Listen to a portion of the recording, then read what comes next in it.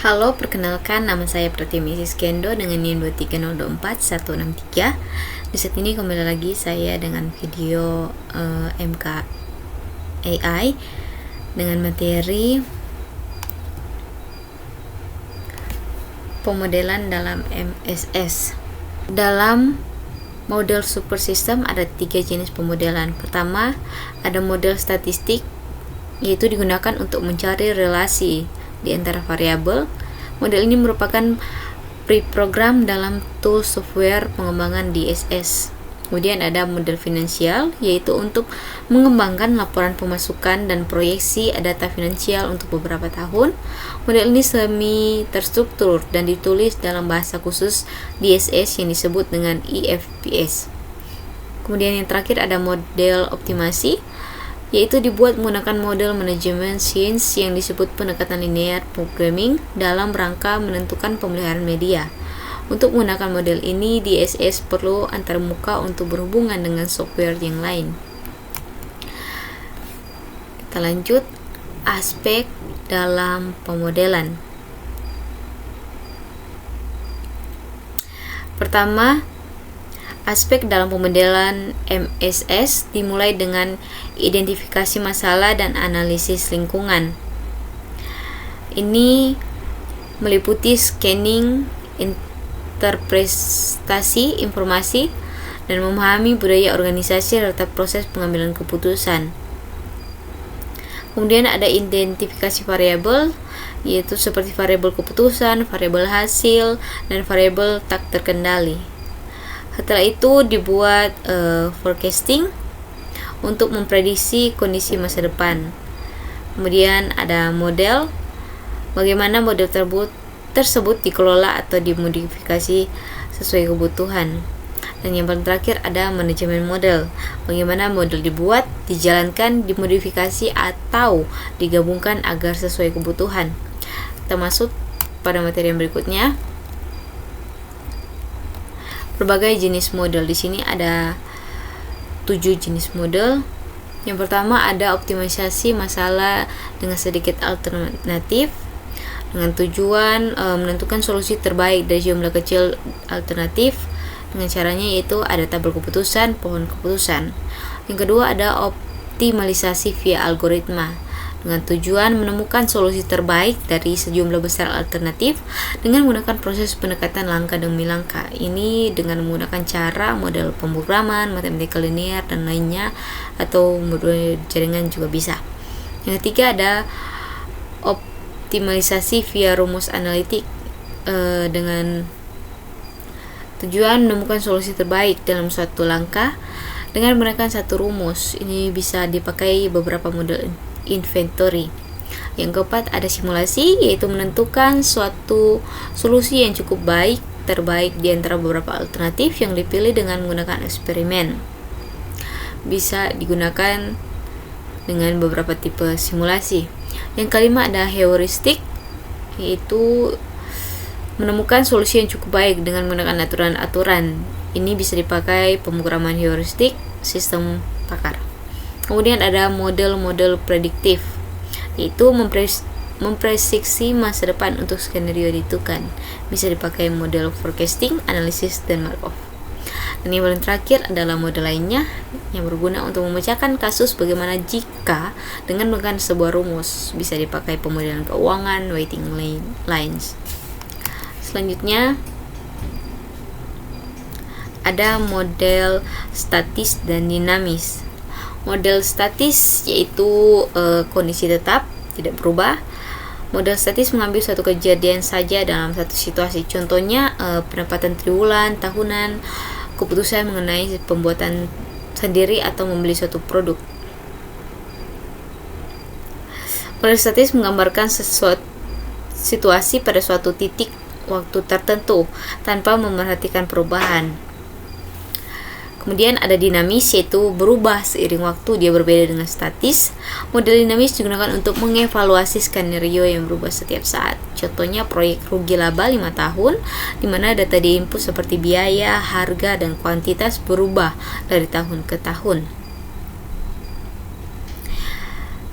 Model dinamis ini menunjukkan sistem yang berubah seiring waktu, sehingga lebih realistis untuk menggambarkan proses yang berlangsung secara berkesinambungan.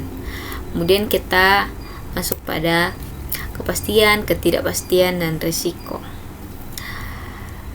Dalam pengambilan keputusan ada 3 kondisi. Pertama, kepastian, yaitu ketika hasil dari setiap keputusan sudah pasti diketahui. Kedua, ada ketidakpastian saat sulit diprediksi karena informasi terbatas. Ketiga, ada risiko, yaitu kondisi ketika hasil belum pasti tetapi kita tidak bisa memperkirakan kemungkinan dengan probabilitas. Kemudian ada diagram pengaruh dan contoh. Representasi grafi dari sebuah model yang digunakan untuk membantu mendesain dan mengembangkan dan memahami model itu adalah diagram pengaruh. Diagram ini menggunakan simpul untuk mewakili keputusan peluang maupun hasil. Dengan diagram pengaruh, kita dapat melihat bagaimana suatu variabel memengaruhi variabel lainnya. Format diagram pengaruh itu ada segi 4. Bisa dipakai variabel keputusan, ada lingkaran, variabel yang tidak dapat dikontrol atau dilanjutkan, oval, atau variabel hasil atau disebut juga hasil akhir. Contohnya simpul keputusan, variabel akhir. Atau contoh lebih spesifik, keputusan investasi dapat dipengaruhi oleh kondisi pasar dan menghasilkan tingkat keuntungan tertentu. Kemudian kita masuk pada materi yang berikutnya, analisis alternatif dan tabel keputusan.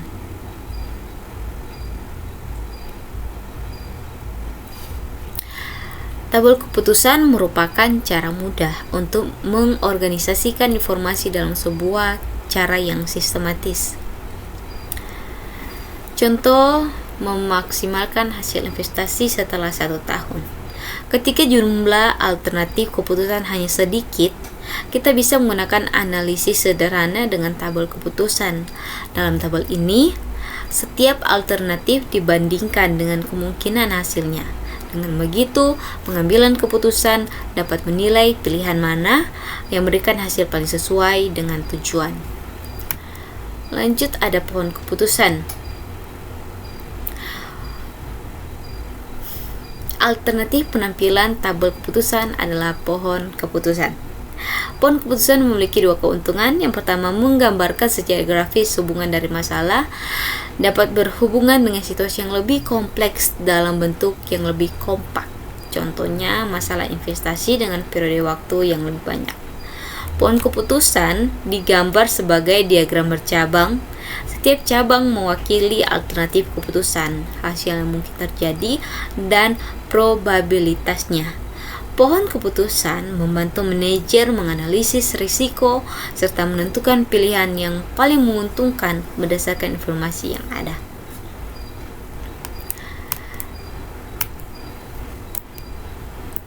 Kemudian ada optimasi matematis. Kalau alternatif keputusan jumlahnya banyak, kita bisa menggunakan optimasi matematis. Dalam metode ini, masalah dituliskan dalam bentuk model matematis yang terdiri dari fungsi objektif dan kendala. Tujuannya adalah mencari hasil yang paling optimal, misalnya biaya minimum atau keuntungan maksimum. Kemudian ada simulasi.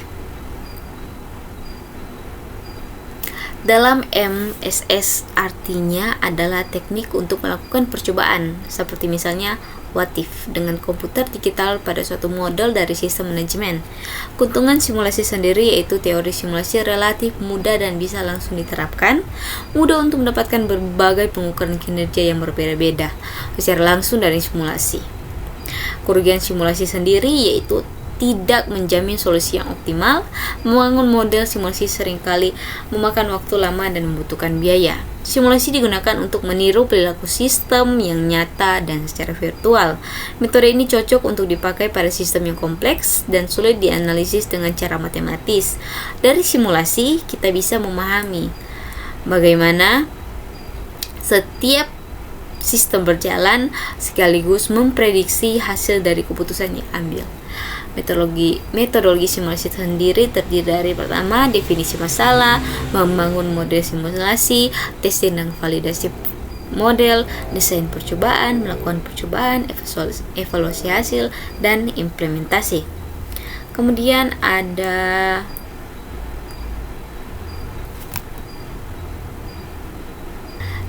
kesimpulan dari semuanya ini yaitu model digunakan untuk membantu proses pengambilan keputusan.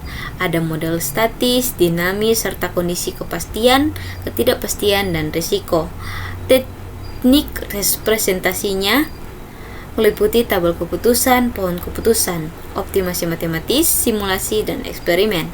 Semua ini bertujuan agar pengambilan keputusan dapat memilih alternatif terbaik berdasarkan informasi yang ada. Sekian video dari saya. Terima kasih.